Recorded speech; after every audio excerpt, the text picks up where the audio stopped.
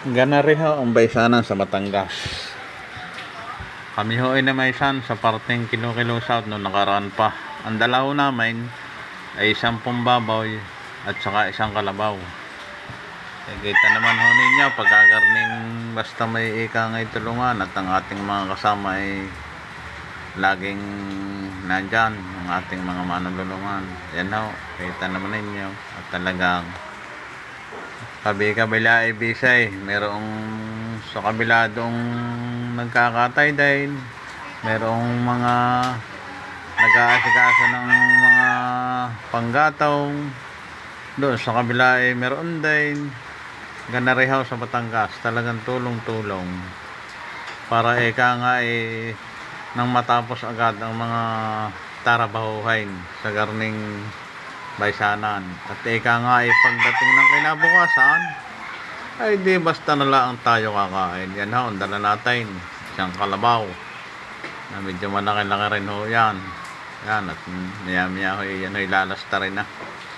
At nanulong ang sinasaid lang ang balahibo. Ay, ang tingin ng aking pinsan ay kambing daw ay ano laki. Yan ho, ayan. At nagayat na nga ay kita niya at larang ang ulam. Ayan, ang dami niya. Baka ay hindi lang isang tulinada sa lalaki ng baboy ng ating kinatay na yan. Ay pihong ang tatanungin nalaya mga ngaay.